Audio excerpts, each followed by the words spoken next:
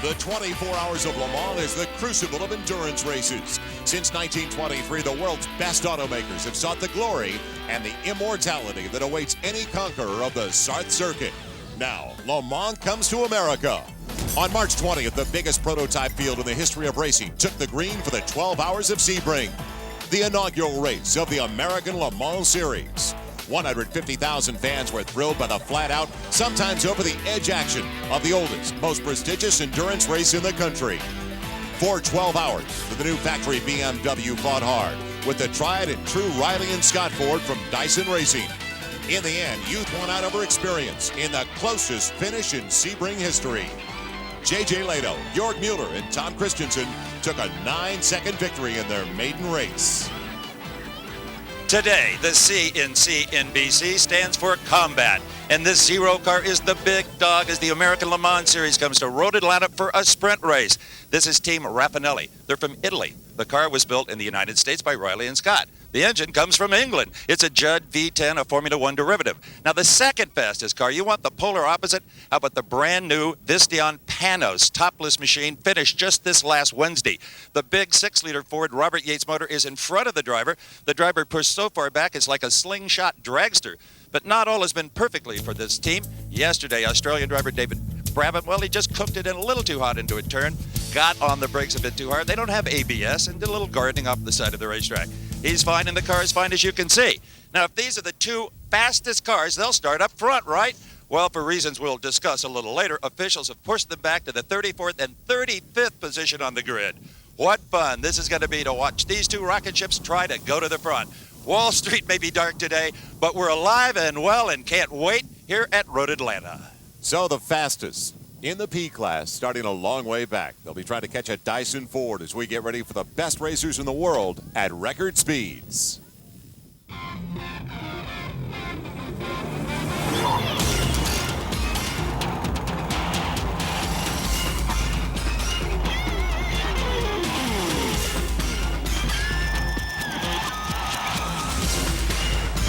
CNBC presents the American Le Mans Series. Today, round 2 from Road Atlanta. On an absolutely perfect afternoon for racing, we bring you 60 miles north of Atlanta to one of the great tracks in North America. We're at Road Atlanta for the American Le Mans Series. Hi, everybody. I'm Joel Myers, and welcome to Road Atlanta. The passion is back. What made road racing really great a long time ago has finally returned in the true spirit of how it all began back in 1923 at the 24 Hours of Le Mans.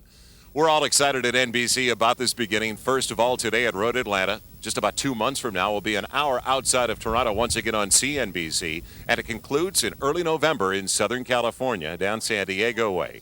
We're joined now by Bill Adam, a two-time winner at Sebring. The one thing that really stands out right away, the depth, the quality of this field. Without question. Back at Sebring, we saw the largest field in history. Tremendous competition, a tremendous number of cars. And although some people thought they may not show up here, that they would go to Le Mans for the pre-trials, they have shown up. They're all here to win. We just heard from Steve Evans about the two fastest qualifiers in the P class in the back of the grid now, at least in that class. Who else can we look out for? Well, I think the car that has now gained the pole, that's the Dyson car with James Weaver on board. He is always fast here at Road Atlanta. He does not want to lose that spot, but right behind a whole bunch of the snarling red Ferraris. Wayne Taylor wants to win. Also with us on our coverage this afternoon, a young man that was racing just 4 weeks ago at the 12 Hours of Sebring, Bill Auberlin. And Bill, let's talk now race strategy and some early tactics. Early tactics. I would have already sat down with my engineers. We would have gone over what knob is going to pull the fuel back, because depending on what class you're in, can we do it on 2 stops? Can we do it on 1 stop? Then we go right to tires. What do the tire manufacturers have in store? Can we make it on 1 stop of tires? Do we have to change them twice? That'll save about 25 seconds. If all that goes out the window because there's too many yellow flags, you're going to see a drop-down, drag-them-out battle to the end, and it should be really exciting. Safe to say it's going to be a quick, aggressive afternoon. We're going to be watching 3 classes out on the course today, changes in 2 of those 3. And with more on that, let's join Bill Adam. For 1999, the P class, or prototype class, will take in all 3 types of world sports car, Le Mans prototype and GT1, with the same fuel capacity of 90 liters and no electronics like traction control or ABS. Top speeds well over 200. GTS, bigger and better. Bigger motors, bigger tires, enhanced aerodynamics to try and make a more competitive class. This weekend, the Corvettes are absent, so watch for Porsche domination. And finally, our GT class. This is the class where BMW has battled Porsche, usually coming out on top. But last year, Porsche fought back viciously, and this weekend should see a massive battle. Well, we already heard from Steve Evans, also with us along pit row. Martin Haven, let's join him now. Martin? Folks, the number 23 Alex Job racing car that won its class in Sebring is on pole again, courtesy of young German driver Dirk Muller. He's already in the car, ready to go. But behind you, Kurt Muller, his co-driver, there are 3 of the top BMWs. Now, they had a dreadful time at Sebring. What are your chances here? I think our chances are real good as long as the race is kept clean, and I do mean kept clean. It's going to be a great race. It's a very close field. 4 cars separate 2 tenths, and it's going to be great. I think our odds are as good as theirs, and it's going to be a really good run. Porsche are on top in GT and in GTS. Steve Evans is there. Thank you, Martin. You know, every time the driver of this number 56 Turbo Porsche shows up here at Road Atlanta, it snows. You see, Martin Snow has been here 5 times, and Martin Snow, you've had 5 pole positions. What is it about this racetrack that you like so much? I think the track likes me. I like all the tracks, but for some reason, everything just seems to work when I get here. I think if we can keep the car together and stay out of trouble in the early stages of the race, we'll have a good finish, and that's what we need. Looking to back up that Sebring victory. And right to my left is the second quickest car in the class, the only American-made car. If you want to root for the Ford, there is the Celine Mustang. Thank you, Steve. We'll come right back to take a look at the 2.5-mile, 12-turn layout as we get ready for the Grand Prix at Road Atlanta. You're watching the American Le Mans Series on CNBC.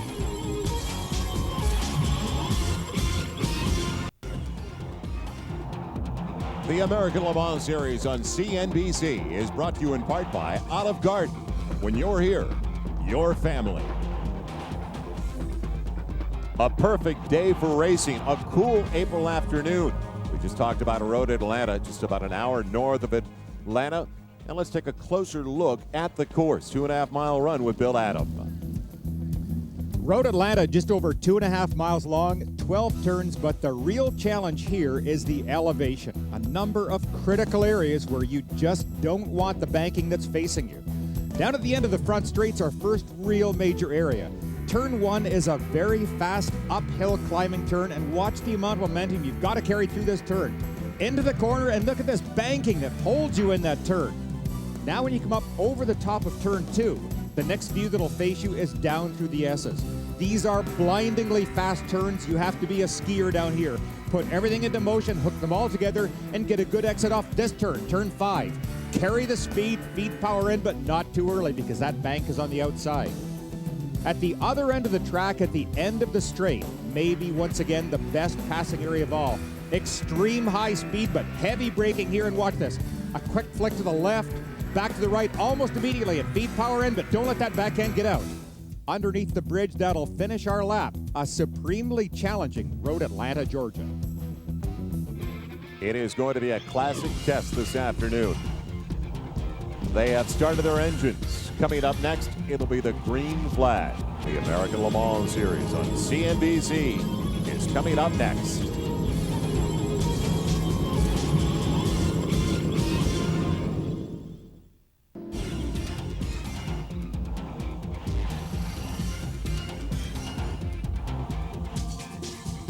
Welcome back to the Grand Prix at Road Atlanta.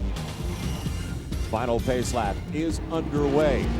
The P-Class cars, the GTs, the GTSs. As we take a look at the starting grid, the pole sitter in a Riley and Scott Ford, James Weaver is going to start the race. His teammate Andy Wallace.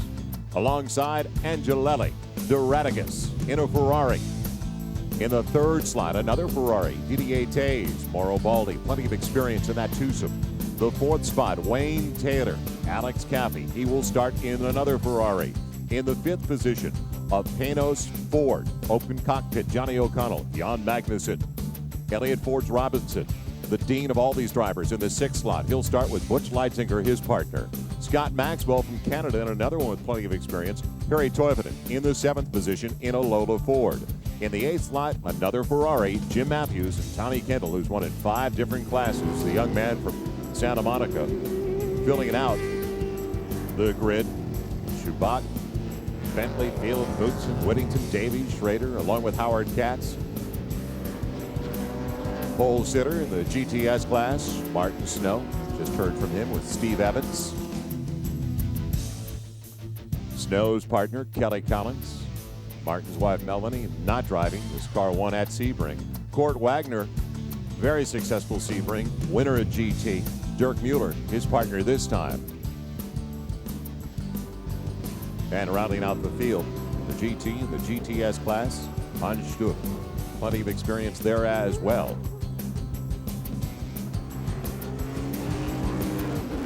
And some of the others, so I'm joined by Bill Adam and Bill Auberly. In the other classes rounding out the grid, gentlemen, it's going to be a very competitive field, a deep field, but as we talked about it, 24 P cars competing on board with Angelelli in a Ferrari. I always wanted to be in a Ferrari. His partner is Max Caffey. In fact, we're going to be in a couple of Ferraris to start things off. We'll also be in the 12 car. Caffey and Wayne Taylor, the 27 car. Simo and Peter Cunningham. The 38 car, Terry Bootson and Bob Wallach. We're going to be on board in 6 different cars. The GT division, we're going to be with Brian Cunningham and Johannes Van Overbeek. Bird's eye view. Coming down to the final turn, turn 12, and the race is underway. The Grand Prix at Road Atlanta, Bill. Yeah, one of the things to watch, Joel, is right at the back of the pack. We're going to have a lot of action up front, but don't forget those 2 ultra-fast cars way back in the field right now. And some technical problems for those 2 cars to put them back in that position way back in the grid. This is a class that is becoming so closely contested that it's being measured in just microns. Oh, and there's a problem right there. Somebody has spun. Schubot car. Probably just getting on the power too early on cold tires. These tires require a great deal of heat before they develop full adhesion. And sometimes you're trying to put down 600-700 horsepower, as I'm sure you're well aware. They don't want to grip very well. Absolutely. On cold tires, there comes the Panos. These guys got a tough job ahead of them, working their way through the GT cars, and it's about patience right now. They don't want to take a piece of their body work this early on off the car. Yeah. Van Scattarelli gets a start in the 0 car, the Raffinelli car, which was the fastest qualifier by 0.2 of a second over the Brabham car, which we just saw, the Panos. You can see the lights on, just blasting up the back straight here. This is the high-speed section of the course right here. The speed differential should be something. Oh, look at this. He's already dropping a couple of wheels off the track, going by the slower traffic. He will try and get up to the front as fast as possible. Under braking. Look at this. Unbelievable, blowing by other cars. And I don't know if you noticed here, that's Eric Vanderpool in the car now. So he's the one who has the most experience here. They probably put him in because he knows the traffic and he knows how reliable which cars he's passing. And the other one actually didn't. Yeah, this is a phenomenal car. As was alluded to earlier, it's a Judd V10 motor. Now, there is the leader. He is down at the end of the S's. We showed different spots, and that's one of the good spots there they have to really watch out for. You can see stretching a bit of a lead on that Olive Garden Ferrari. It's right behind him. Andy Wallace in the lead, 2-time winner at Sebring.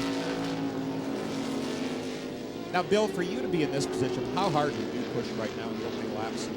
If I'm in the front or the back? In the front. In the front, I'd push. I definitely would feel the car right now. If the car wants to go, I got a nice clear track. I'd let it run. I'd let it go. I'd take no chances. Well, here comes Raffinelli, and Raffinelli has already picked up 20 spots in the field. Yeah, he's on a mission.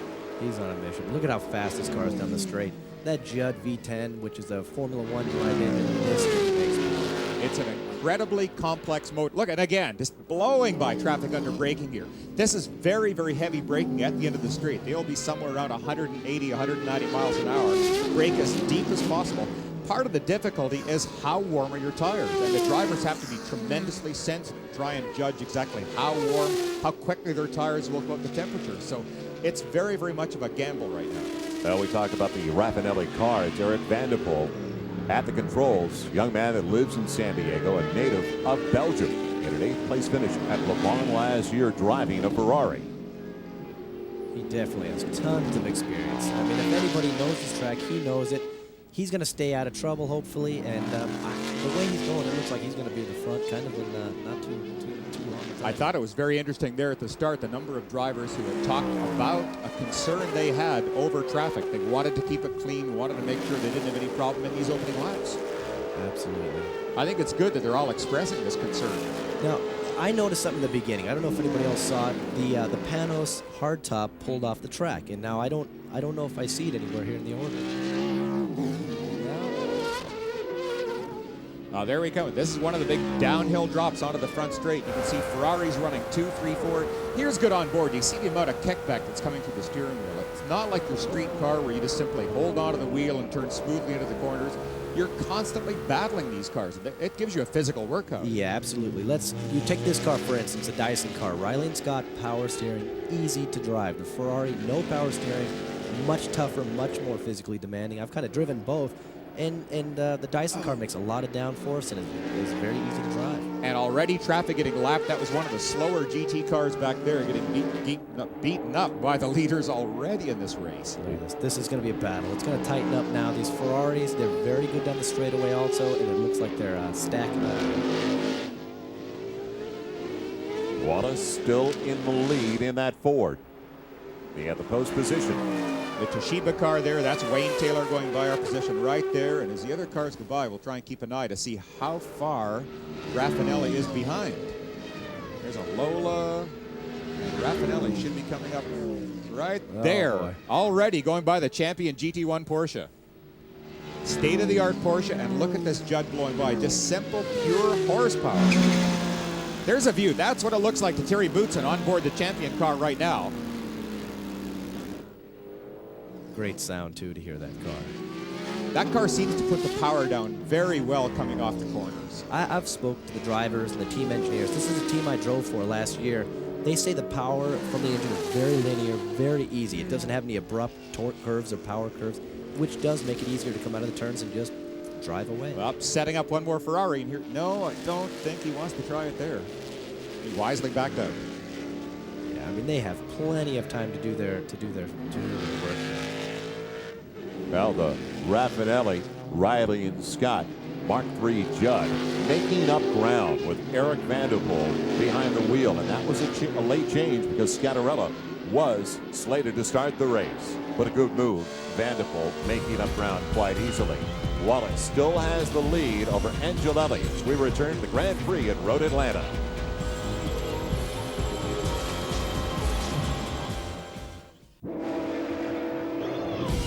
Welcome back to the Grand Prix at Road Atlanta. Joel Myers along with Bill Adams, Bill Oberlin down to the pits. We will be checking in momentarily with Steve Evans as well as Martin Haven. And right now, while we are away, the team and an all-English team at that of Andy Wallace and James Weaver, they've been helped on the front end by some slower traffic holding back the next 4 or 5 cars. Yeah, they did get some help. It's very interesting watching this ebb and flow battle going on right here. It seems that the Dyson car, the Riley Scott chassis, is able to get off the corners a little bit stronger than the Ferraris, but yet under the real heavy braking areas, the Ferraris are making the time back up. Now Weaver was able, Andy Wallace was able to get through some of that traffic a lot cleaner, and as a result, he stretched out like a 200 or 300 yard lead. But Bill, you had a point earlier that one driving team actually decided to switch drivers because of the one's greater experience in traffic. Absolutely. Eric Vanderpool, he knows his track, like I said. He's going to know how to surge through traffic, not get caught up. But again, these guys following Andy Wallace, it's kind of an ebb and flow, like you said. One time you're going to make the advantage, next time he's going to make the advantage. The trick is not to get caught up and get too aggressive, and boom, touch somebody's fender, and then in the pits you go. Yeah, and the one thing they do have to watch out for is sometimes a slower car will look at his mirror and see a car coming up to pass and assume incorrectly there is only one car. So when that car goes by, he doesn't look at his mirror any longer, pulls over and makes contact with the second or third car in a train trying to go by at the same time. It can be very dangerous. That is the view of Mauro Baldi, the number 27 car, red Ferrari. Coming up on the tail of Max Angelelli, the Italian, currently running in second. Doing a fantastic job. Now you see they're sort of reeling him back in now, and it's just going to be a matter of moments, hopefully, before Wallace gets caught up once or twice, and then back on the bumper you are, and off we go racing. Yeah, and a lot of this, too, doesn't necessarily point to the fact that Wallace is having a problem with the car. there are a lot of things to be adjusted as the race goes on. And if they have discovered that they're using more fuel or a fuel at a faster rate than they wanted to, they may dial back their engine. They may drive a little bit smoother, use a few RPM on the motor. So that could be indicative of the battle closing up as well. On the first lap, I saw Alex Caffey come down on the front straight. On the second lap, he turned the knob back. Yeah. Generally, it's wise to run the car hard to try and break away to beat some traffic. But once you get into clear air, then you can kind of settle down and almost get into a smooth rhythm, because you end up going just about as quickly once you've got that rhythm established and using up the car a lot less. In just 9 laps, gentlemen, the Raffinelli car, commanded right now by Eric Vanderpoel, has picked up 22 positions. Not too bad. In the last 2 laps or 3 laps, he's pulled 2.5 seconds on the leader, which he's down to, what does it say here, 8 or 9 seconds. So he's reeling his way in. Are you going to ask him who he likes in the stock market today, too? Going by cars here, inside, outside, wherever he can around the track. Let's head down to the Raffinelli pit now with Steve Evans. Steve? And this is Gabriel Raffinelli, and he is the boss man. He told me so himself. Your man out there is being very careful, just picking him off, taking his time, not getting into trouble. No, he's doing very good, actually. He's very, very quick. We are in 6th position. We're only 9 seconds behind the leader now. He's catching 1-2 seconds a lap. He's careful, but now he's going. Are you concerned about using a lot of fuel, trying to come from the back like you are, using more fuel than you need? It is a bit difficult, but with new tires and somebody with experience will be there in front very quickly. Thank you, boss. All right, Steve, so patience the key, and he enjoys what Eric Vanderpoel is doing so far. Yeah. Talking about patience, too, just watching the 2 team cars there, the Olive Garden car and the Toshiba car, they are all part of the same team, but they're going at it tooth and nail here. They're alongside each other a second ago, and I thought they're going to swap some paint. I was down in the pits for Raffinelli talking to the engineers. They still can kind of get close, and they don't see me as a threat. And I was sort of probing through their data, and Vanderpoel uses a lot more fuel than Scattarella in the car. Really? Well, we have the number 11 car and the number 27 car in a great battle. As we see the 27 trying to pass on a couple of occasions. That 27 car with Baldi at the wheel, trying to get around Angelelli. Up across the top of 2, you can see they're going at it once again. Now, what they have to be careful about it almost looks like one car is ready to dive on the inside. It is so easy to get your nose chopped off. And again, it goes back to these guys have to keep their cars as clean as possible. One incident of contact on the track and they could be in the pits, effectively taking away their chances of victory here today. So they've got to make sure that their passage is done in complete safety.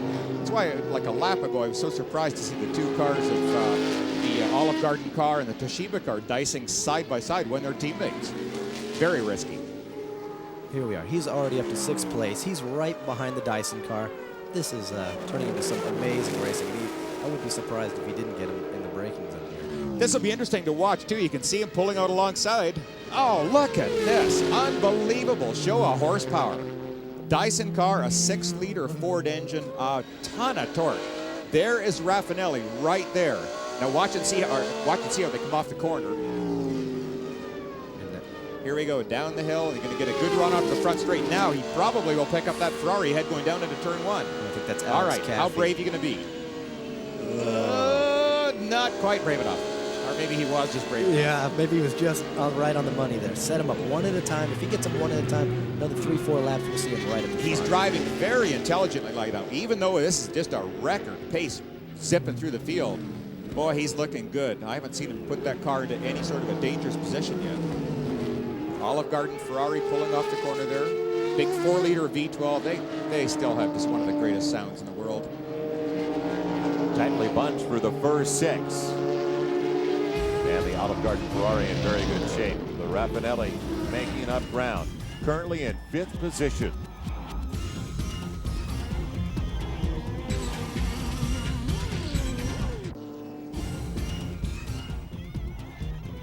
Welcome back once again to the American Le Mans Series on CNBC.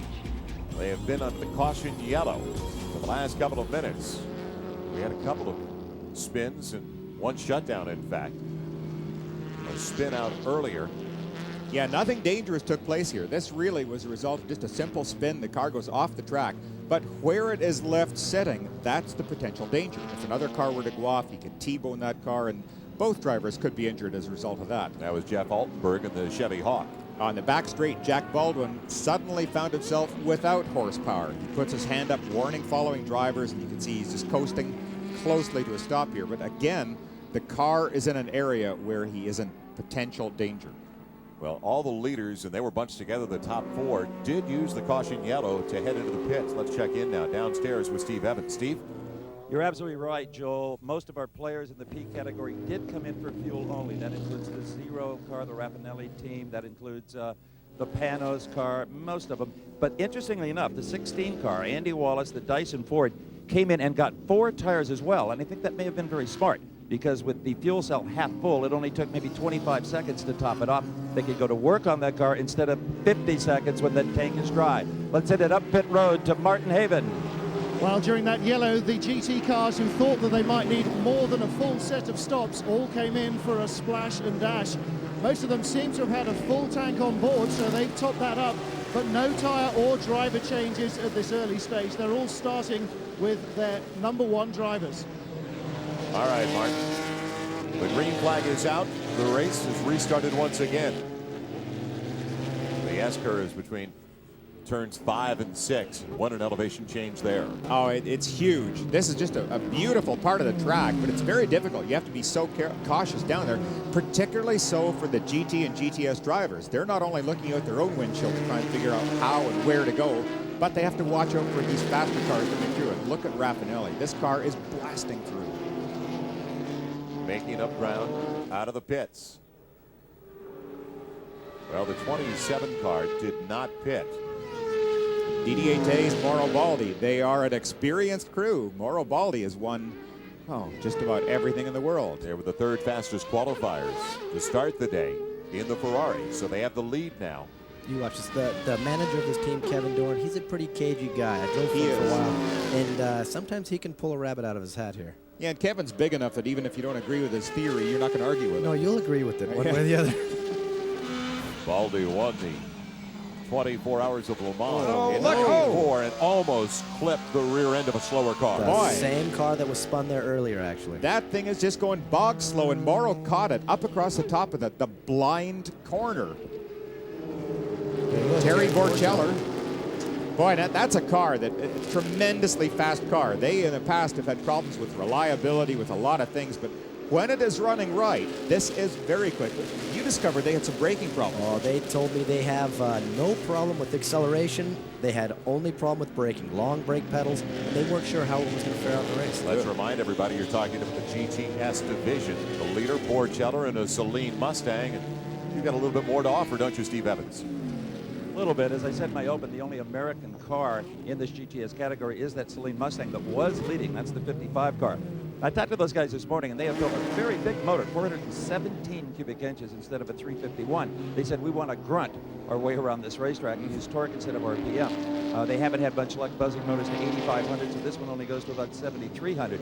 And they have fixed their reliability problems with the differential. They designed and built their own in 12 days, and it is an absolutely huge bulletproof-looking unit. So the Celine showing very well against all of these Porsches. Did a great job in a hurry, and that driver, Terry Borcheller, also won a championship previously in a BMW and an M3. Yeah, now we're on board Hans Stuck in the Yukon. Oh, my old pal Hans. He loves going sideways, but he feels like he's being pretty smooth right now, Bill. Does that car look familiar to me or what? That is the car that I raced forever, and once you got it right, this is probably one of the easiest cars to drive, and Hans is a master. I mean, this guy not only has great personality, but he is a great talent. Well, we talked about him being a veteran, gentleman. Goes back to 1986 when he won a sports car and a world sports car championship.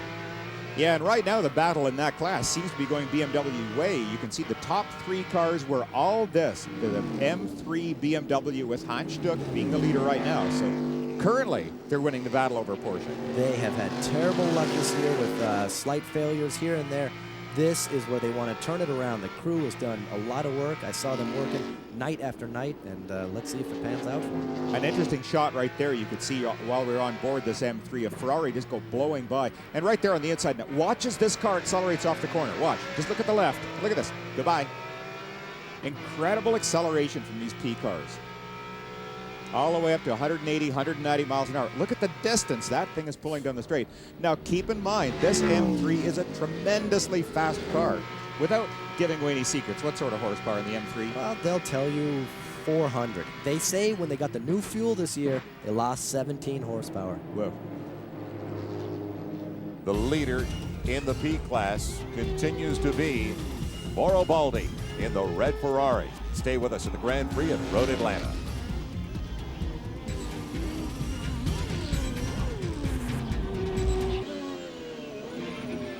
Don't forget to be with us just about 2 months from now. It'll be the second of our 7. The American Le Mans Series on CNBC and NBC will be just outside of Toronto on June 27th. It'll all come your way at 3 o'clock Eastern. Well, an unexpected stop for the Dyson Ford team. Let's check in with Steve Evans. Steve? Yeah, we are down there, and this is definitely unscheduled. They were in just about 20 minutes ago. The engine is shut off as required by Le Mans rules. Anytime you're in the pits and near a fueling rig, we're trying to get a look at exactly what they're doing with the automobile. Put in some fuel in, and you can't touch the car. You cannot do any physical work in the car until the fueling rig is shut off. That is a Le Mans pit rule, and not one that NASCAR or CART are going to seize on anytime soon. So the crew has to kind of hang back. They can inspect, they can look, you can change drivers, which they're not doing here. And I'm not sure exactly what's going on. I'm really not. We'll get a word from them as soon as we can find out. The car is still silent. Hopefully not done for the day. And Andy Wallace stays behind the wheel. Yeah, I couldn't tell what was going on. That almost looked like it was a water line that he was plugging in the side, maybe trying to force some water in. But with the cool temperatures today, this literally is perfect temperature to race in. I can't understand the car overheating. I can't even imagine what they're doing here. They're definitely, It looks like he's done. No, he's not. He is firing up. He's done in the pits. He wants to get back out there. But from the body language of his crew, there was certainly a question mark surrounding that team. Our leader once again coming into the pits, and this is his first pit stop, in fact. The very first one for Mauro Baldi. Martin Haven. Green flag pit stop is going to kill their early lead. Mauro Baldi is staying in the car. They will take fuel, but it doesn't look as though they will take tires. The Italians' lead was short-lived after those yellow flag pit stops. Well, they didn't capitalize on that early yellow, so Baldi had to come in, giving up the advantage. Boy, and right ahead of him, you saw number 36 pull in and number 11. The Olive Garden Ferrari is now in. So there's a bunch of cars that have come in under green flag stops. Boy, they were all hoping for yellow, and it's biting them a little bit here. No smiling faces down there. That is definitely going to help the Raffinelli team. Well, it will. In fact, there he goes.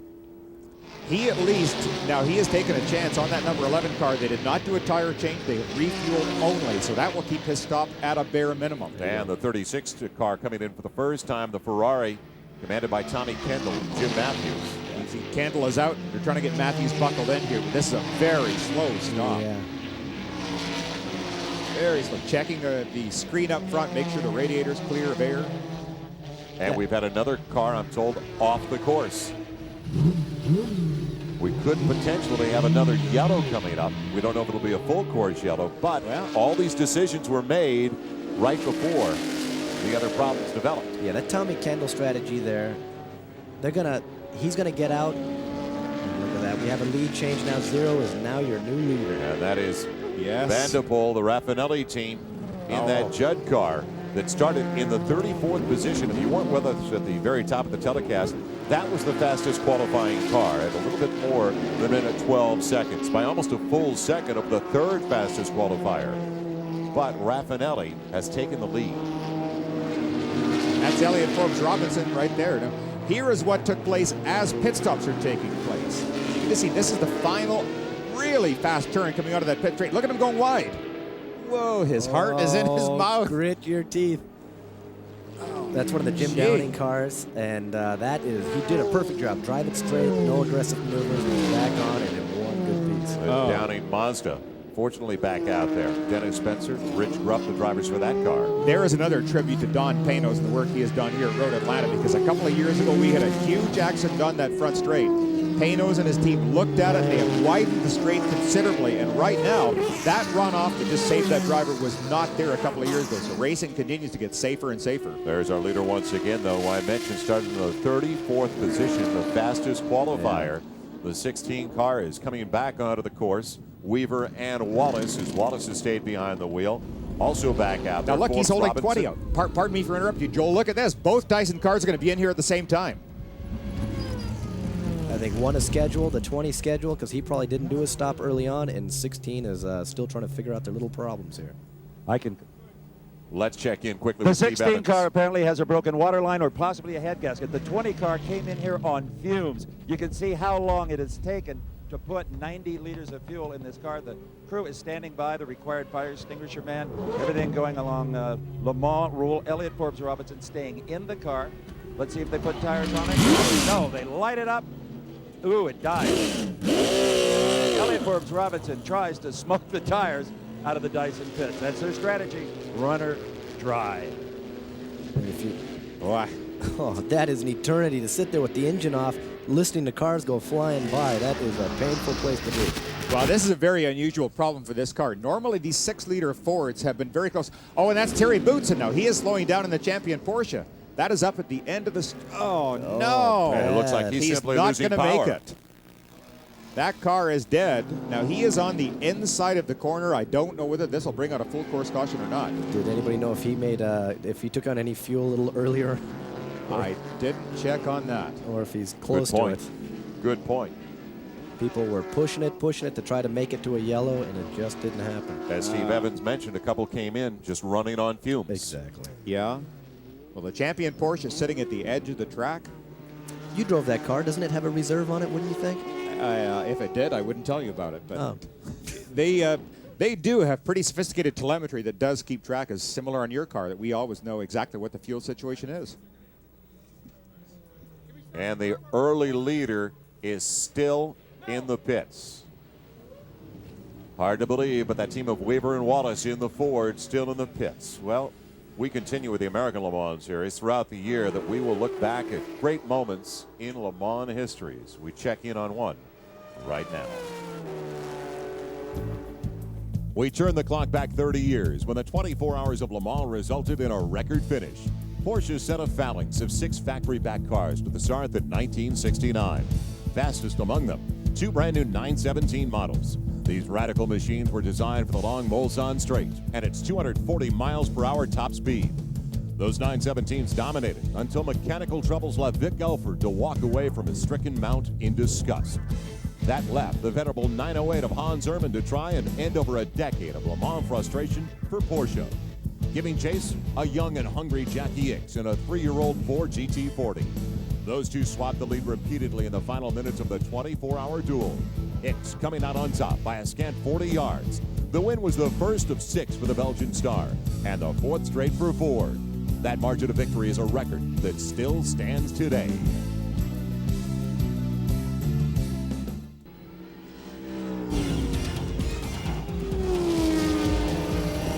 Welcome back once again as you're watching the American Le Mans Series on CNBC.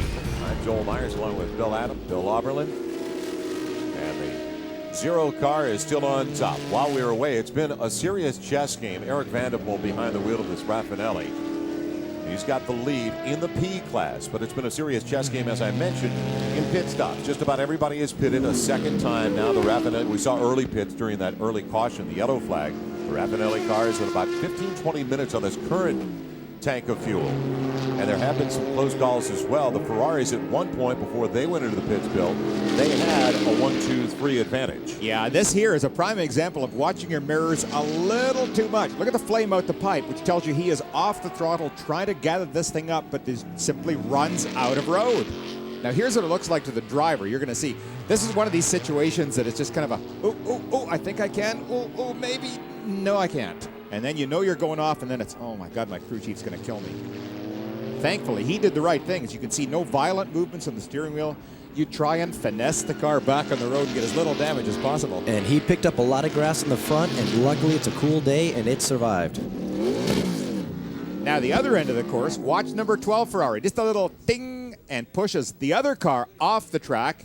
He does his impression of a John Deere and backs it, thankfully, gently into one of the safety walls here. Breaks the wing off and probably does a lot more damage underneath that, but he's lucky. He got away with one. So the team of Sam Brown and John Miro done for the day in that Lola Ford.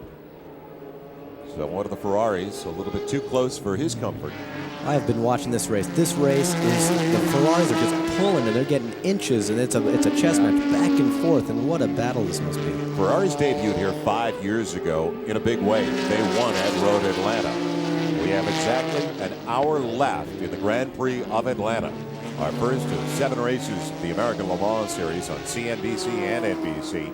But the Ferraris are making some noise this afternoon. They did fairly well at Petit Le Mans earlier last year.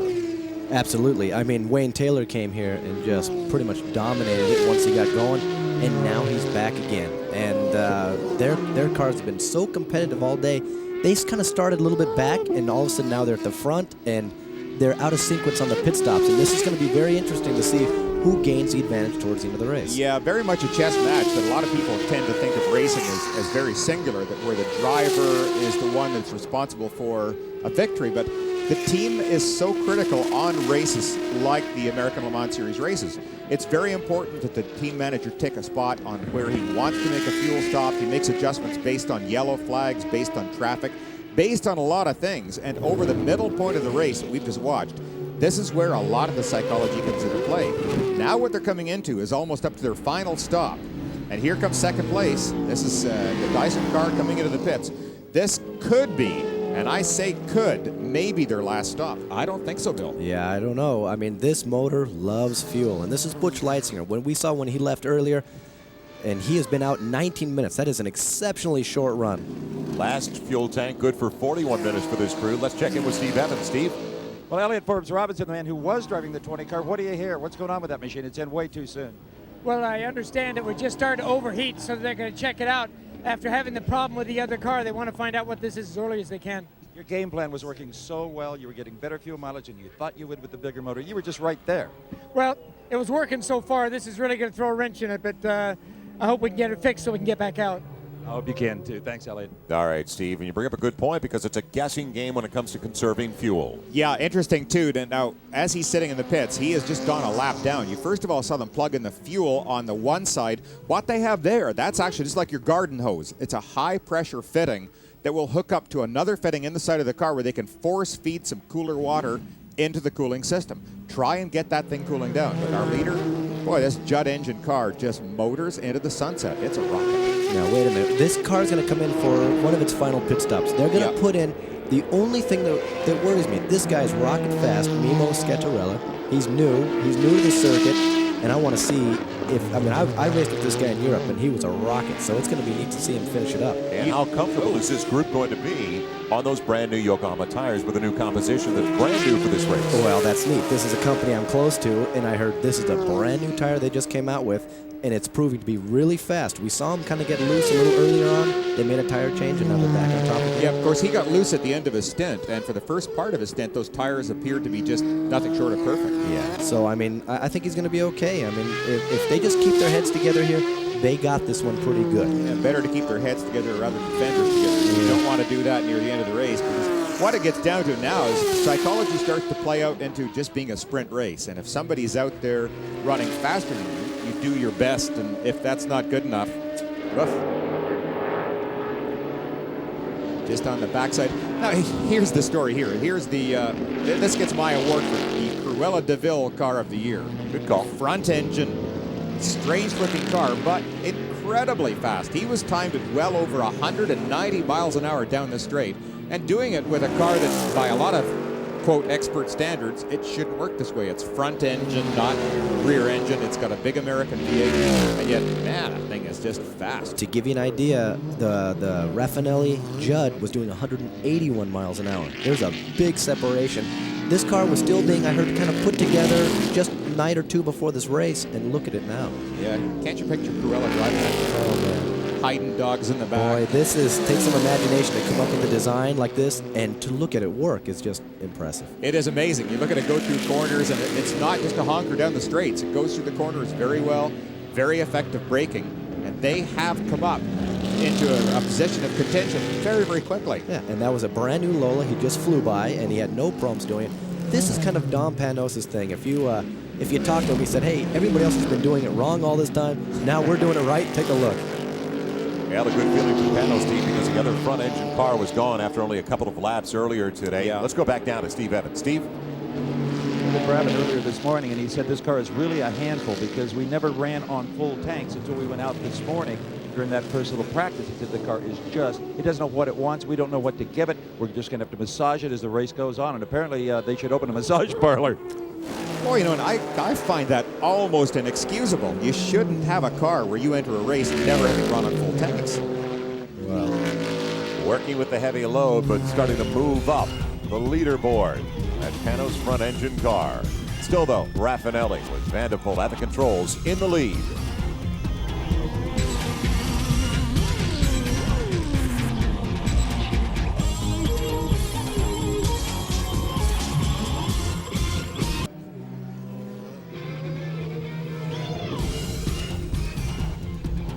Welcome back once again to the Grand Prix at Road Atlanta.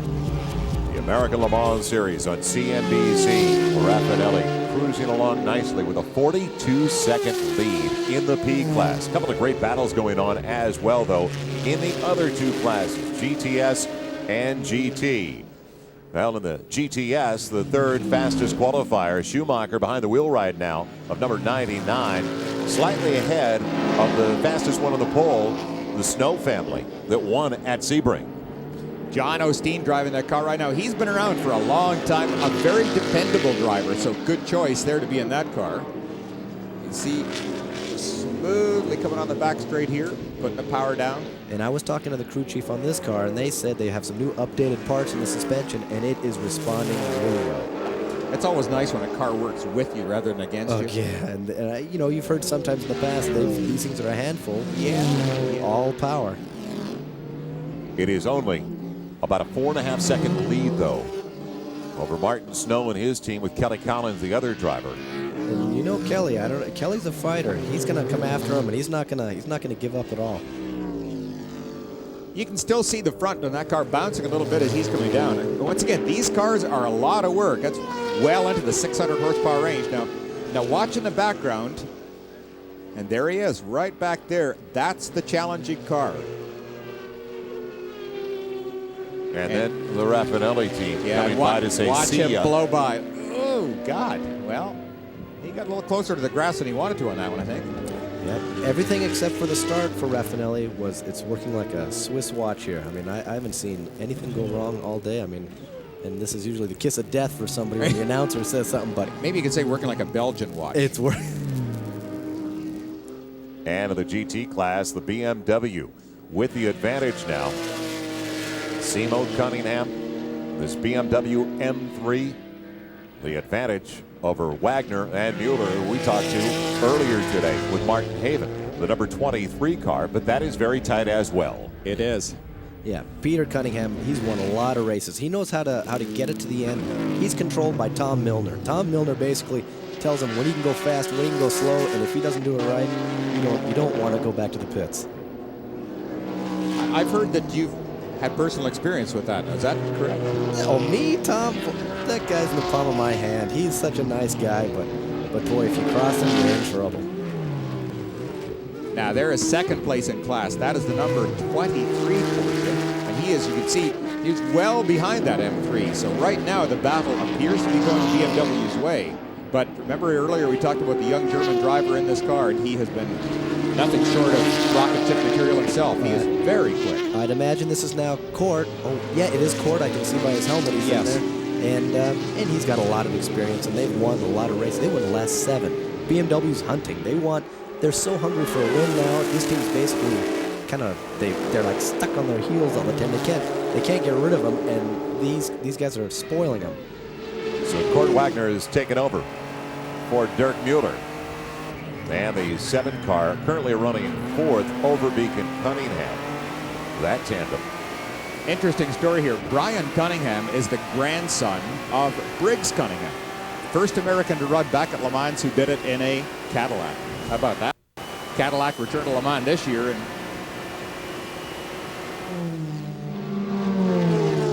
a look back where his teammate is just behind him.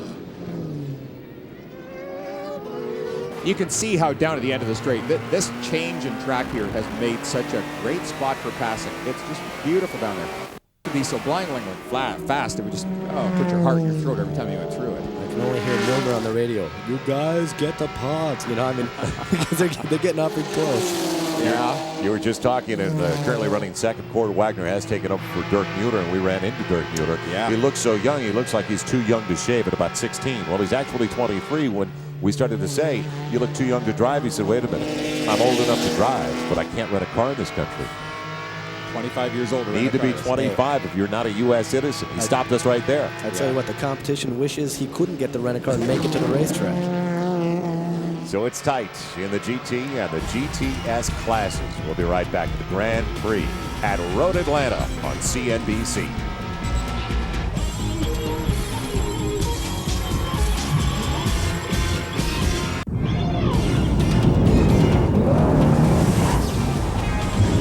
Welcome back as we continue our coverage of the American Le Mans Series on CNBC.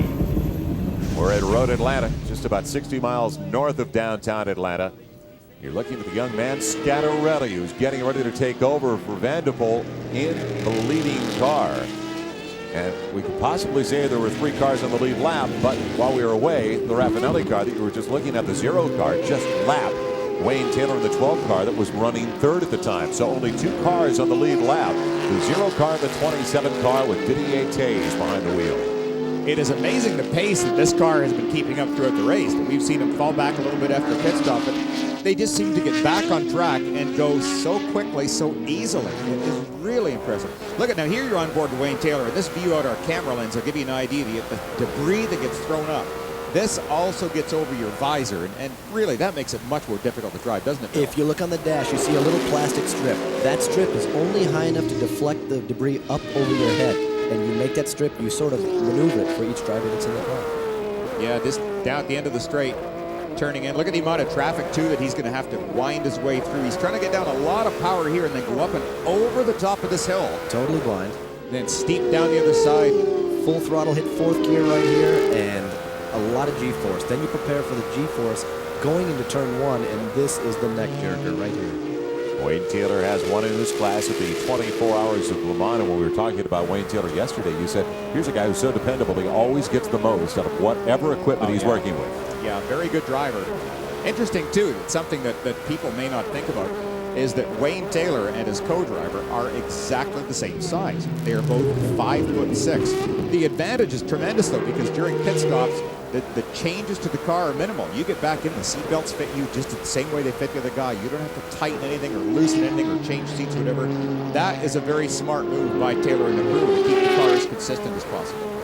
We have just under 45 minutes remaining in the race, so looking down the road, gentlemen, there's still one more pit stop for each of the first 5 cars. I saw Mimo in the pits. We saw him, Scattarelli in the pits with his engineer Giuseppe, and I saw Giuseppe looking pretty intense. Let's not lose this one. I mean, I'm sure he's giving him every bit of knowledge that he has in his head right now to send him on his way. He's promising him all he can eat at the Olive Garden if he just wins this There race. you go. I'm getting hungry when I watch this telecast. Boy. Van der Poel still behind the wheel, though. In front of a couple of Ferraris. Tays, Taylor. Obviously, you thought they were getting a little loose. Well, I saw somebody ducking into the pits there, and I just wondered what was going on for a second. Up through turn 1 once again. At this stage of the race, what all of these drivers have to do, because you can bet the top 3 cars, at least the top 2 cars in the same lap, are going to be running as hard as they possibly can. With driver fatigue, you tend to back off just a little bit. You take things easier, and what they worry about, what we all worry about, is running up on somebody who may be taking little things too easy. Yeah, absolutely. Right now, but you'll see some of the aggressive guys like Van der Poel, this guy's not going to let up. I mean, some of the young Tigers, these guys are foot in it, hard on it. And like you said, they could run up on the back of somebody or run into somebody that's kind of on the easy streak. Yep. Now here's a good clear camera view. Didier Tays running second right now. You know, it's something, too, to watch the amount of buffeting that the drivers' helmets are taking in these open cars. As the air gets deflected up across the top of the windscreen, you still get a tremendous amount of air on the top of the helmet. In fact, a lot of helmets are designed nowadays with those little strips you can just see on top to try and decrease buffeting. but still physically very tiring. And we haven't talked about it, but this view gives us a great idea of the G-forces in the P class. And you remember early on, Kevin Dorn, the man of this car, put them out of sequence with their pit stop. They are barely on to the lead lap. And pretty soon the zero car has to go in, and they'll make up quite a bit of the lap. And it's gonna, they're going to almost even out at the end here. Yeah, it could be a flat-out sprint, as you talked about earlier today. Didier Tays, plenty of experience in kart competition. In fact, won a championship in the Indy Lights. Very nice guy. If you ever get to meet this guy, he is just real nice. And like we talked about, up in the front here, there's a lot of Belgian drivers for some reason. I don't know if they're growing them differently or what's going on. There's Steady Eddie. Vanderpool still behind the wheel, but we saw Scattarella. Not Scattery. He was getting ready to get in the car, gloves on. Final pit stop is going to be coming up for Vanderpool in the Raffinelli car. And that Radian Scott, Judd. And right now they're averaging between a little more than 40 to 45 minutes, all the way up to the tops we've seen is about 52 to 53 minutes per fuel tank. So what do you think? Is he going to change tires at the end here? Would I risk it? No. Those tires haven't given any signs. Here you go. Oh, here we go. Coming in. We're going to find out right now. Remember, they cannot change tires at the same time as they're going to refuel it. I tell you what, if he's out of gas, that lead is going to evaporate because it's going to take just about every bit of that, if not more, to make the pit stop. Well, let's check out the numbers. He went into the pits with a 43+ second lead. Here's the slowest drive in the world. You have to maintain the speed limit all the way down. There's no way he can now smell half a mile away. Here's the Ferrari. He's heading towards the front straight. Let's check in with Steve Evans down to the pits. Steve? Oh, man, they want a better pit stop than they had the previous one. They lost 10 seconds because they had to put oil in the car. You see Eric Vanderpool coming out. What a marvelous job the Belgian did. Mimo Scattarella going in. He had his seat insert all prepared, everything he needed. They really would rather not change drivers, but they have to or they lose points under American Le Mans Series rules. They want their series to have that driver change that is so associated with the actual 24 hours of Le Mans. So if they had their choice, they'd just left Eric in there, but that's not going to happen. Let's see if they do put tires on it. They can't do that until the fuel nozzle's out. Yes, they're going to take some new tires. New Yokohama rubber will go on this unbelievably dominant car here today. And let's remember, they started back in, 34th and 35th position because of the penalties they were assessed. And all in all, this will be their last stop. There'll be no need for a gas and go. This will be it. Well, Steve, while you were checking, we just saw the 27 car with Didier Tays flying by to take the lead, but the Tays car has to go back. But you know, I'm amazed. And here's a car off the track. No, I don't think so. I was worried about it maybe bring out a yellow situation for the whole track, but he is still going, so that could have changed dramatically the outcome of this race.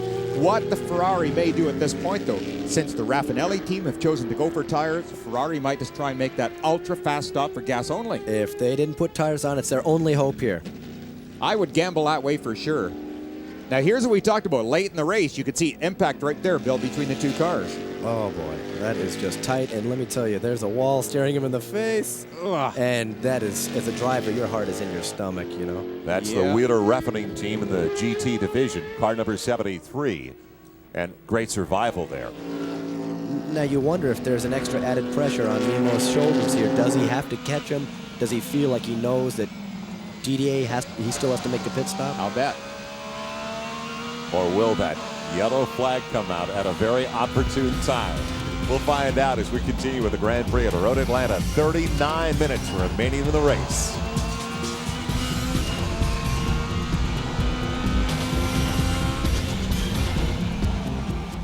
Welcome back once again as we continue with the American Le Mans Series. Joel Myers on with Bill Adam, Bill Auberlen. Down to the pits, Martin Haven, along with Steve Evans. And the final pit stop's coming up inside of 38 minutes remaining in the race.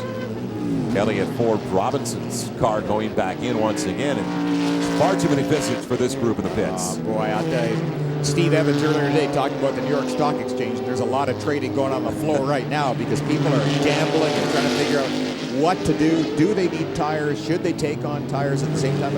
How much fuel do you fill the car? It leads you to believe this car is continuing to overheat because it went right back in about 15 minutes later. Yeah, I think so too. But this car now, God, this has just been so fast all day. He has done his last stop without question. He's played his hand out. He took on new tires, full tires, a little bit of smoke off the back. Look, Bill.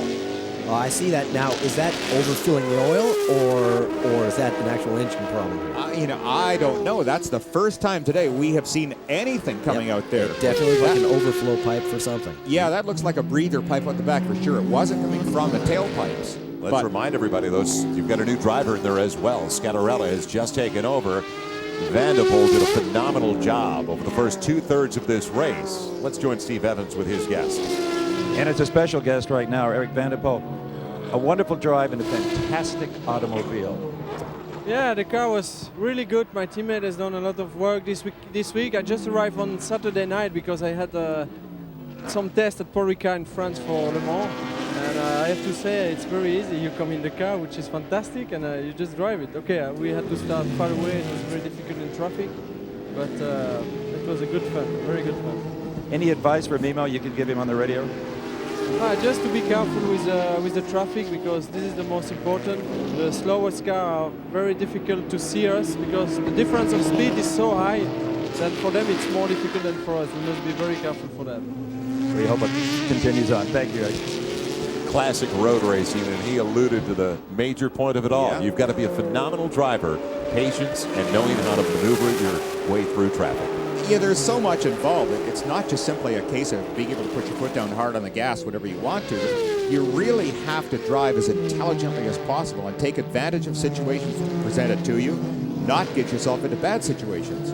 So much pressure now on Mimo Scattarella, though, because Vanderpool has done such a phenomenal job taking them in 34th position, great, all the way up front. All I got to say is I'm glad I'm not the guy who made the calls for the pit stops, because that's what it's coming down to. Yeah. Who made the right call, and that's where it's playing out. It is so tough. I think if I were in position with that team, I would not have gone with 4 tires. That makes me wonder, are they having problems with those tires? We did see the car get loose earlier in the day, so maybe they virtually had to put 4 new ones on it to let Mimo go out and take a run at it. Are they banking that Didier Taze has to still... I mean, Didier Taze, with every minute he chops off, he has to take on less fuel at the end here. Yeah. And that could... And then if he can get away with half a load of fuel, no tires, it's going to go right down the road. Oh, it could be one almighty sprint at the end of the race. I hope it is. I'm completely on the edge of my seat here, and I'm nervous. And I don't even know why I'm not even driving one of these things. Well, the Ferraris are running 1-2 right now. A little more than 30 minutes left in the race. Taze on top.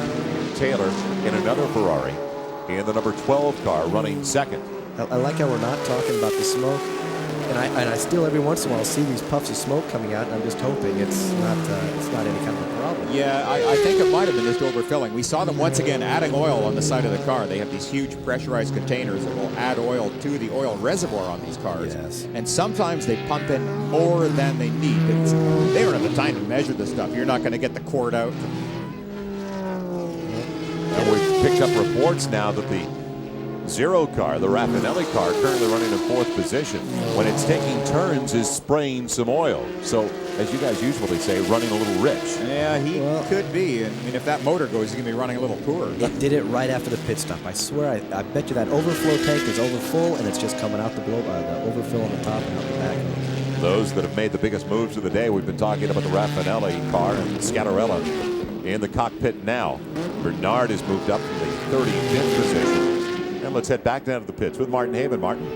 Well, the reliability of the Lola Judd might well be worrying engine builder John Judd. He's here and he's watching the car starting perhaps to smoke. This may be terminal. He watched the European cousin of this car fail to finish after crushing the opposition at Monza in Italy just last weekend. It was a mechanical failure. Incidentally, with regard to the 27 Ferrari, the leader will be due in about 2 laps. They need about half a tank of gas. They will not take tyres. They will not do a driver change. Kevin Doran was very happy with not bringing them in under yellow earlier in the race. He said, I'm happy with my call. It may not work out, but I'm happy with it. And it looks as though it may just work out for him now. Well, will they get a break? And I like the way Martin put it, though. It may be terminal. Yeah. We'll find out if the Raffinelli crew can continue to move up the leaderboard right now. The Ferraris, 1, 2, 3.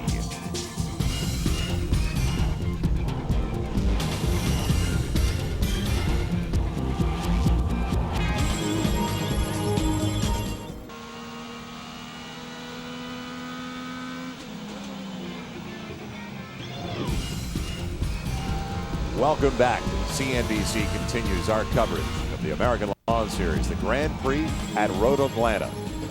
And a good view. And you can tell the G-force is bouncing around the leader right now. Didier Taze. He's in the number 27 car on the lead. Started as the third fastest qualifier. Averaging better than 100 miles an hour. His fastest lap, 122 plus.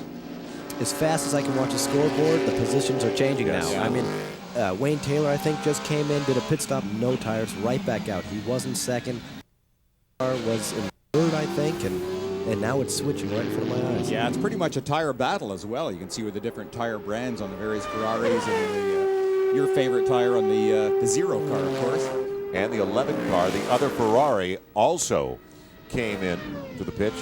Doradicus has taken over there for Angelelli, but you had mentioned just a second ago that Wayne Taylor also came in for a final pit stop. Exactly. And I mean, now right back up there, we got 27 in the lead, Didier Taze, and then we have the... Oh, here we go. This is all of what it's about right here.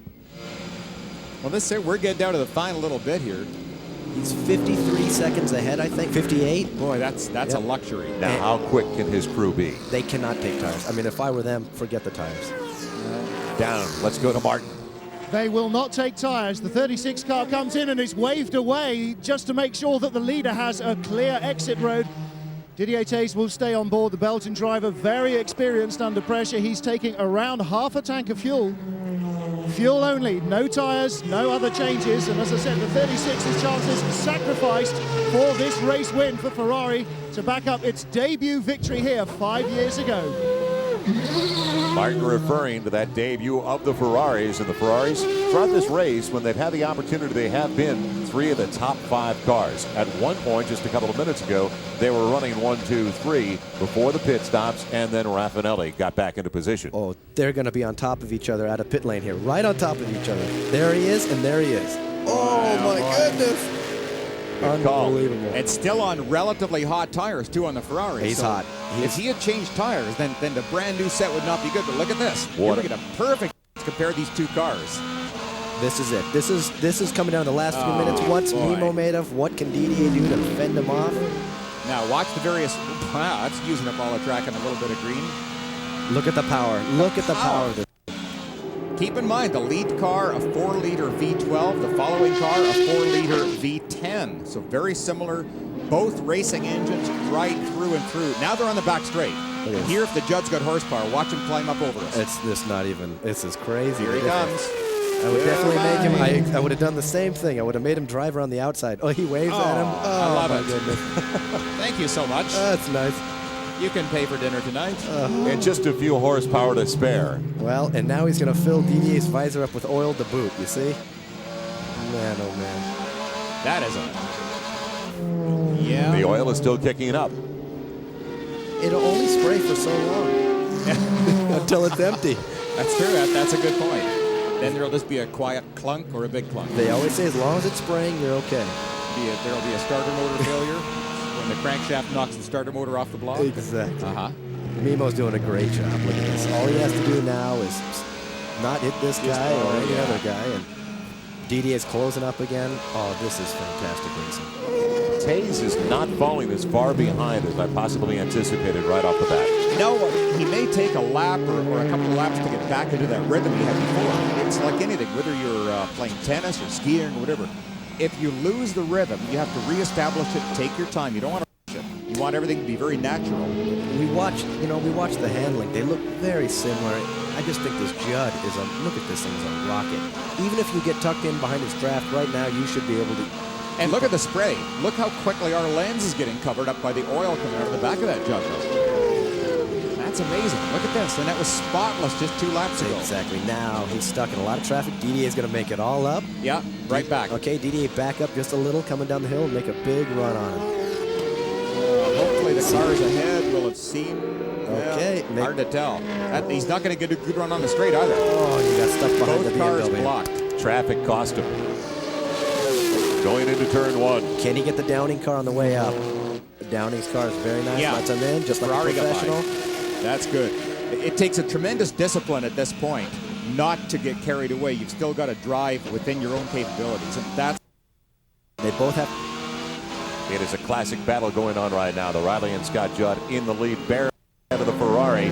We will do the Le Mans series through the year. We'll look back at great moments in Le Mans history.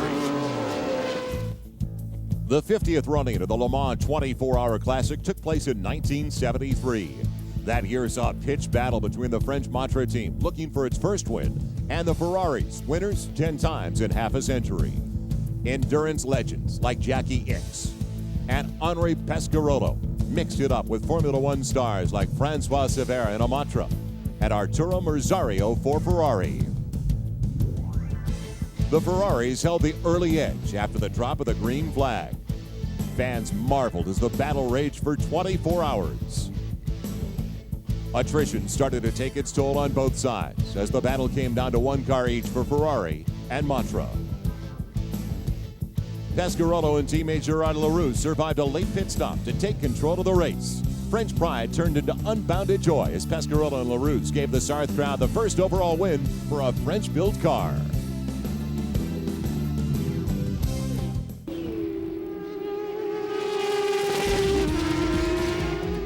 Don't forget to join us once again in late June on CNBC as the American Le Mans Series continues. It'll be round 3 from Mosport Park. That is just about an hour outside of Toronto. So be with us on June 27th. It'll all start at 3 o'clock Eastern. Now we saw the battle. Tays trying to keep up with Scattarella before we left you. Now it's opened up to a 3-second lead for Scattarella. And while we were away with Bill Adam and Bill Oberlin, we were talking about maybe advantages for the two drivers. Tays does have a bit of an edge knowing Road Atlanta. He did hold the pole at the Petit Le Mans here. Yeah, Tays has been here lots of times. He's driven this car many times around here. He knows the track. He knows the people. He knows this place. Now, Mimo, he is new here, but he seems to have the horsepower advantage. Does he have the patience to work his way through traffic? Yeah, there's one more thing to enter into this situation, too, is with the amount of oil spraying out the back of that Judd engine, maybe Tays has deliberately dropped back. He's using his experience to keep his own visor clear. If he's close, you can bet that he is just going to be coated with whatever fluid that Judd is pumping out.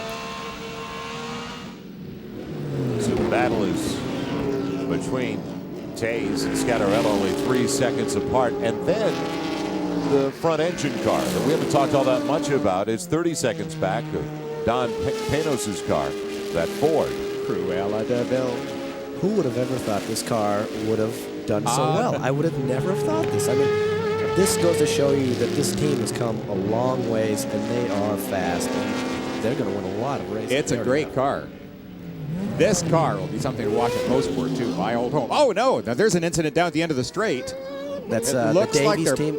Both going to keep going, thankfully. And that is Daryl Havens' car, the Court's teammate. And I'll bet you that somebody is just doing what we talked about earlier, getting tired at the end of the race. God, the Ferrari driving right up his back. Cleanly. Whoa, and locked up the back brakes. Amazing.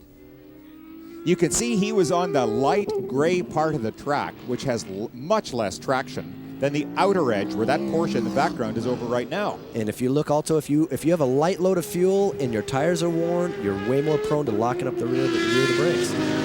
Good job by Duraticus to get by, currently 6th in the P class on the inside. Heads up driving. So no yellow caution flag out. Escaping another disaster, although it could have paid off for those that have put off that final pit, like the car we just saw, the one car, the Panos car. Still has one more pit remaining. Yeah, look, there's a great battle. That's your battle right there. Is that... That's number 99. 99 he is your leader. Still leading our GTS class in the Porsche Turbo. This is a twin turbo. But only a car back, Martin Snow, who won at Sebring in the same car number 56. And Kelly Collins, I think, is driving it now. And this battle has been one of the tightest all day. Every time we put the camera on them, they're nose to tail. And I just can't imagine that all these cars are so reliable and have no problems to the end. And they can all run like this. It's a shame the Porsches aren't succeeding out here in this division. Oh, boy, yeah. My poor champion Porsche. Well, that number 99 car, too, credit to them for a lot of things because they are the current GTS champs out here. So they know what they're doing. This is a very familiar car to them, and their drivers obviously are very good in them. John Osteen behind the wheel. Schumacher had started the race. John Osteen, that used to be with a company called Cincinnati Microwave, made the escort radar detectors. So here he is out racing cars, telling people not to spin. And they're in line right there. You see two in a row right there. And if you meet John Osteen, he is one of the nicest guys. He has just about the most years of anybody you know, so he is a KV guy also. Kelly Collins has taken over now for Martin Snow. The difference is only 1.6 seconds between the two cars. That is tight. And I would venture it's probably going to close up too. We're getting into the latter stages of this race, and drivers tend to be tiring a bit. So it always gives the following driver a little bit more incentive, don't you think, to try and catch the guy ahead? Oh. Oops. There's the Celine Mustang off doing some farming. And I don't know if it's Terry Borcheller or his teammate. I was just going to ask you a question about. Can't tell. Look at it here. Yeah. It looks like Wayne Taylor in there. Boy, Well, same idea. Here we go now. We talked just a few moments ago on people not using their mirrors in the latter stages of the race and not driving cleanly. That was, I think, both drivers' fault. Well, Wayne's hustling it. I mean, he wants to move it up and get up there, and he's going for it. He was expecting the Ford to stay over for him. Well, we had some contact out of the course as well. So as they continue to jockey for position, not that it's getting ragged, but the battle is becoming more intense. They're going at it here. Yeah, and sometimes in the latter stages, you tend to psychologically start relaxing way too much. You think that, well, there's only 20 minutes, there's only 50 minutes to go, and psychologically, you tend to back off. There is almost nothing more dangerous than that. You have to remain totally focused. Let's take a look at exactly what happened again. Turning in, look at this. Once again, not looking to see who's around you, who might be coming to pass. And that might... Amazing. That's Didier Duradiguez, I think, my old teammate from last year. He survived it, no problem. Bounced The drivers right now in the Ferraris just a bit hungry at this late stage. They look like they're both turned on. Somebody telling them get going, and they are both going. Yeah. Oh, here we go. Wayne coming Taylor. down. Now this will be the last little splash for Wayne, I'm sure. Currently in 6th position. Well, we saw contact earlier just a few seconds ago with Wayne Taylor. Well, you know what? Then I changed my mind. I don't think that was Wayne's fault at all. You know, you can push it in there if you know that the other guy sees you. Yeah. And the other guy just didn't really see him. I got the impression that the Mustang was keeping wide and was going to let him go by. Uh-oh. This is not good. That is not a normal stop. They would not have changed tires at this point in the race, so... Frustration for Wayne Taylor. You see him sitting there looking around. He actually unbuckled himself. I think he's putting himself back in now. Yeah. A huge blow for Wayne Taylor, his teammate Alex Caffey, and that team. Latter stages in the Grand Prix at Road Atlanta.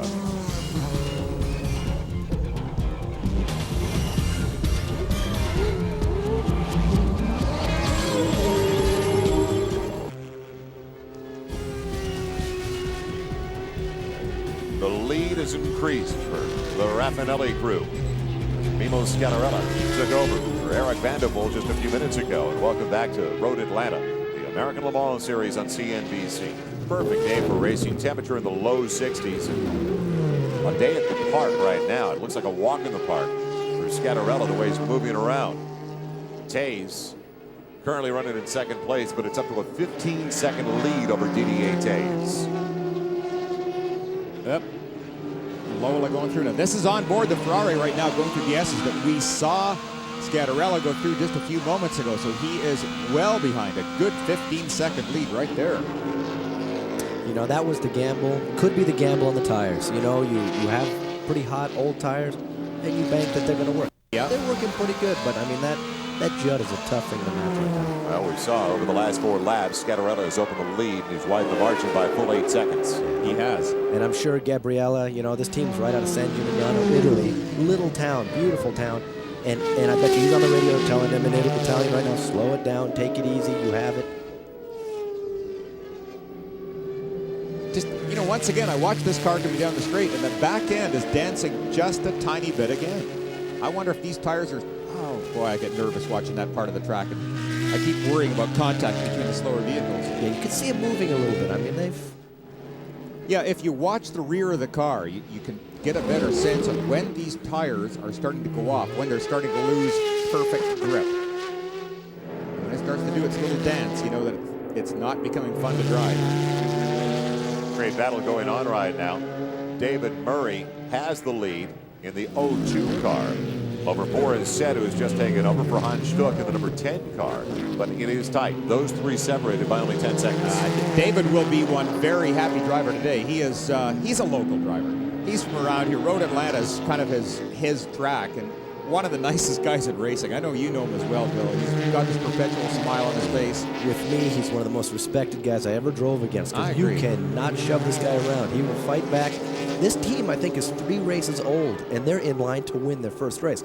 But I see a BMW behind him. I don't know if that's second place, but if it is, it's going to be a tight battle right to the end. Well, David's doing a very good job with this car. He looks like he's... no, I think that's the Jim Bell's car. Oh, yeah, it's Bell Yes, it is. Motorsports. Okay, so he's got a little bit of breathing room. He's done it just right here. And the 10 car, we understand now, has just had to move in for its final pit stop. So the 7 car has advanced. And that's the car of Van Overbeek and Cunningham, a BMW M3. Yeah. Yep, Van Overbeek and Cunningham, brand new to this team this year. Johannes Van Overbeek, this guy is a class act, young guy, and I think he's kind of BMW's little protege they can bring up because he's young and very talented.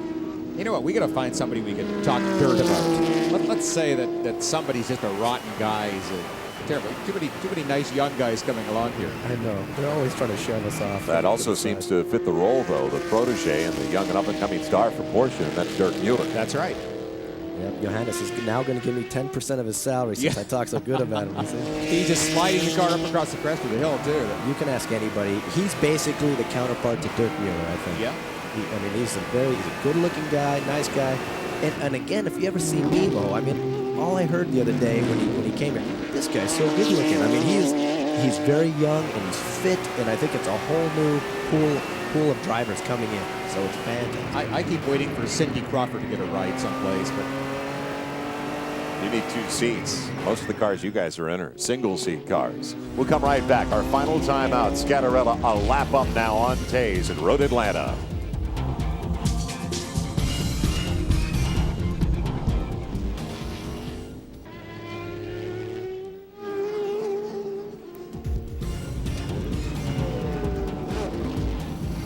The Grand Prix at Road Atlanta continues on CNBC, and you're looking at the tightest battle on the racetrack right now. Kelly Collins in the 56 car trying to catch Osteen in the 99 car, and Osteen maintaining that edge. boy, they went in about as deep as they could. He tried to get him up the inside after braking, but just not quite. Fantastic race. We talked a little bit earlier. These are 2 very similar cars, 2 very different people. John Osteen, very talented, a little bit older. He's in his, I mean, what are you going to guess, 50s somewhere there? No, I'm not going to. Don't even guess. I'm not going to guess. Just a little bit more seasoned. You got Yeah. Kelly Collins, young. And this is what you got. You got a mixed type of racing here. You can see that they look like they're beautifully matched right now. So where is Collins going to try and set him up? Well, if you were in the back car, what are you going to do? Well, I'm gonna watch him. I got a few moments here. I'm gonna watch him for a few laps. I'm gonna see where he's weak. And And here, right in the middle, look at this. You got Wayne Taylor. He's gonna. I think it's Wayne Taylor. No, that's the. Radicus. There you go. Radicus gonna wave goodbye. He's gonna get out of it. Yeah. If I was Kelly, I'm going to watch him a few laps, and I'm going to see where he's weak, and I'm going to make one move on that weak spot. How about moving around to occupy his mirror and try and get him? Yeah, as long as I don't slow myself down. Yeah. It also helped, though, with Radicus coming in there, created some separation for us. Early on, we talked about that ebb and flow. What John Osteen just gained just now, he's going to lose in a few laps. It normally works like that. That's why you can't get excited. But if you can get that kind of break with only a lap or two left because of traffic. You live for that break. As a driver, you see he's on it. You see this thing coming in kind of sideways again. Look at the smoke. A brake lock. Look at this. No. He had to avoid. And there's going to be a passer. No, he didn't. Couldn't get around the inside. Unbelievable. Good work by John Osteen. He almost had to give up the lead there, braking heavily to avoid that car. And there is David Murray's car. He's blown a tire. Losing the class lead right there. We just saw the GTS leaders pass him on the back straight. Oh, my goodness. What a turn of event here. And here comes a number 10 BMW right there. So a new leader in that division as well, as Boris Said has taken up at the top spot in the BMW M3. in the GT division. Amazing. Just amazing. These guys are door to door, lap after lap. This is incredible. Well, we put the kiss of death on David Murray, saying all these good things about him, and then it looks like a tire just let go. There, no, David. it's a little bit more. I wonder if it has to do with that car we saw parked in the back over there. I don't know. Man, that is just too bad. This is a guy who has huge amounts of talent, and normally he has luck on his side. Boy, well, sorry, David. You get them at Bosport. Well, the battle up here keeps on going for GTS, and let's hope that neither one of these fellas have tire problems. Okay, So the new leader, we're on board with him now. Amazing. Boris said in the BMW. Actually, this is the number 7 car, so Check that. It is not the number 10 car. The Jans van Overbeek is taking over. Oh boy. Okay, does Tom say anything to him now? I want to see this. Oh boy. What happens here? I mean, because as far as I knew, early in the season, it's fair game. Anybody who can win, go win. Yeah. You know? And we're only the second race into it. Looks like he's got a pretty easy run from here on in. Well, no, I shouldn't say that. There's the kiss of death again. Boy, oh boy. Okay, now this time. We got something. We got down the inside. That's going to be a there's pass. the pass. Sure. And a new leader in GTS. Kelly Collins is overtaken John Osteen. Very nice move by Kelly. Set that pass up beautifully. Got a good draft down the straight. Just got inside him under braking where he couldn't fight back. What does John Osteen have left for him? Does he still have some? Looks like he's actually creeping away a little bit. This should be interesting to see. As you had pointed out, John Osteen, immense history of racing. He is very, very experienced. But can he fight back to the young Tiger who... Oh, and look at John's going to take him. On the outside. Unbelievable. And he's got him. He got him. A tremendous move. He got a super run up around turn 1, which takes a lot of courage to do that. I don't understand how that... I don't get it. What's going on? I don't understand. The Collins car was the fastest qualifier. Was sitting into the pole in the GTS division, about 0.8 of a second faster than Osteen's car, that qualified as 3rd fastest in that class. Well, and you know something else? I think this is going to do a world of good for John Osteen's confidence, and that maybe he was thinking that he couldn't fight back in this young Tiger. All of a sudden he does it. He makes this brilliant pass, and he is able to fight back. So that's going to help John's confidence. Well, it's a huge lead still in the P class. Scattarella is better than a lap ahead, or better than 30 seconds ahead of Taze right now. So we are staying with the very best race right now, and that's in the GTS class between Osteen and Collins. And don't forget that this car that Collins is behind the wheel of right now won the 12 hours of Sebring. Yeah, this doesn't make a lot of sense to me. Why all of a sudden he's pulling away at this little rate here, and why Kelly lost it all of a sudden. Let me propose one more thing. Because of the severe banking on turn 1, a fuel surge. Maybe that car just died.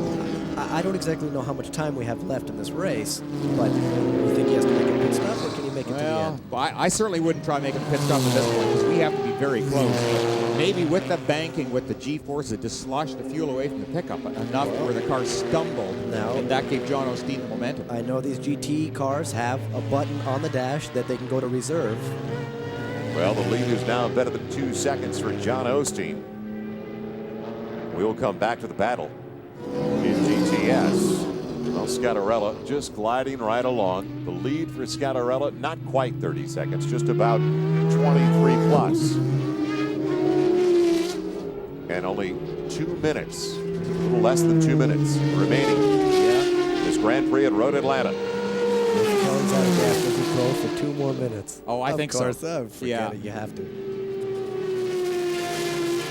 I think you pedal, you do whatever you have to get that thing around. You don't want to make... Now, there. See how careful he's being now. Nemo is smart here. That was good.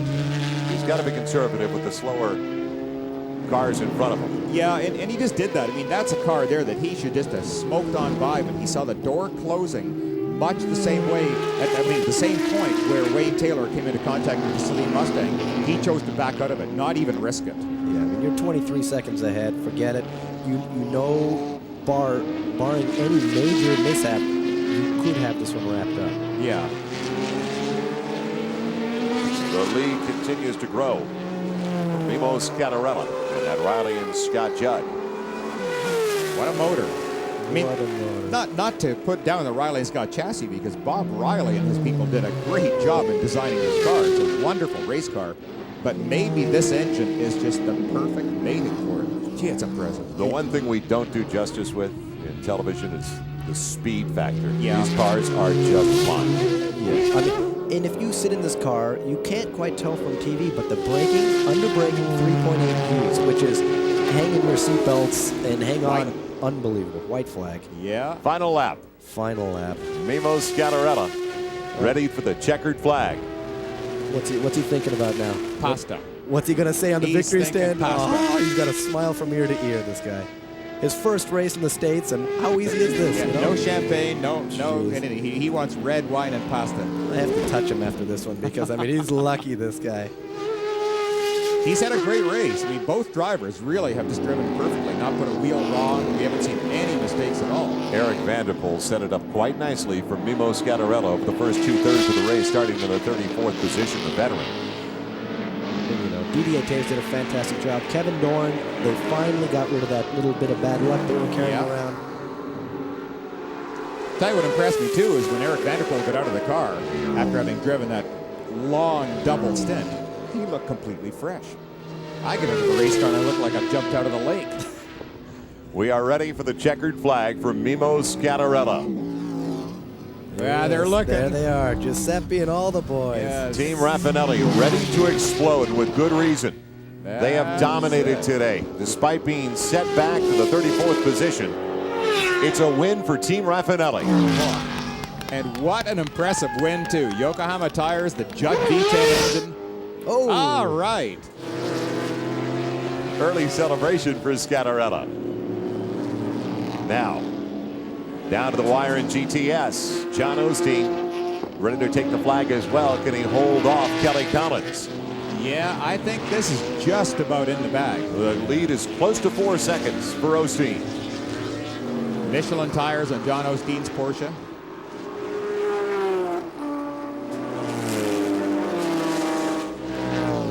In the GT class, though,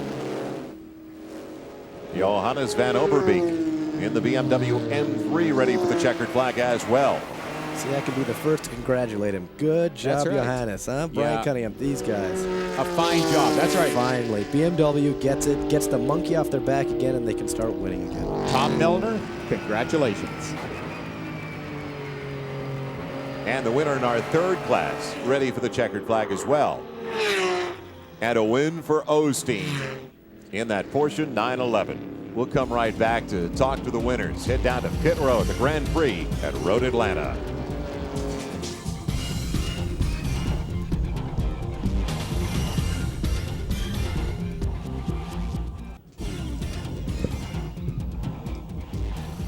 With the celebration that's been going on at Road Atlanta, you'd think we were in Portofino or Santa Margarita. Raffinelli, a winner today. The combination of Vanderpool and Mimo Scattarella. And let's head down to pit row with Steve Evans. Steve. Thank you, Joel. At the top of the show, I called the Zero car the big dog. I was thinking German Shepherd. Instead, it was about a Great Dane. This is a great day for all of you, for the Judd, for Raffinelli. Oh, yeah, it was a very difficult race, you know, because we start from the back and we had to, you know, pass many cars. It was big. Were you aware of the oil that was coming out of the car? Yeah, I saw from the mirror. I was a little bit worried, but I talked with the box, with the pit lane, and they said it was no problem. You know, it was a when we refueling the car, we put some oil just to save the engine. Congratulations, Eric Vanderpool, Mimo, a tremendous run. We'll be back with more from Road Atlanta right after these messages. Stay with us on CNBC.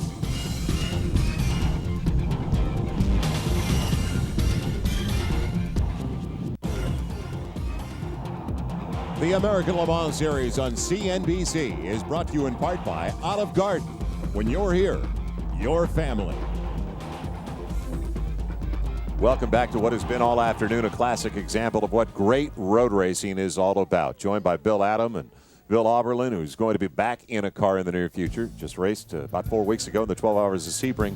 But this was a classic example of timing and a real chess match every step of the way. It is exactly what Le Mans was designed to be. It is what it is, and it just bodes so well for this series. It's very exciting. Bill, I'm surprised we had to belt you in, though. I'm glad you stayed in for the whole all I race. can say is thanks, Don Panos, for bringing in such an exciting series. I mean, I don't even have to race anymore. This is all the excitement I can handle. Great stuff. Well, the P class, the GTS, and the GT, phenomenal races today. In fact, you can see the three classes rival each other because in the end, the GTS was the closest down the stretch between Osteen and Kelly Collins in those Porsche 911s. Well, don't forget, late June, it's just about 8 weeks from now, we are going to be just outside of Toronto once again on CNBC as the American Le Mans Series continues. It'll be round 3, June 27th. Mark it down at 3 o'clock Eastern. That'll be right outside of Toronto for round 3. Now for Phil Adam, Bill Auberlin, Steve Evans, and Martin Havens, I'm Joel Myers. Thank you for joining us once again for the Grand Prix at Road Atlanta. An incredible event, great road racing, and congratulations once again. The team of Raffinelli came over in Scatterell in his first race in the United States. His favorite city here is always going to be Atlanta. So long, everybody. Thanks for joining us, and we'll see you in a couple of months in Toronto.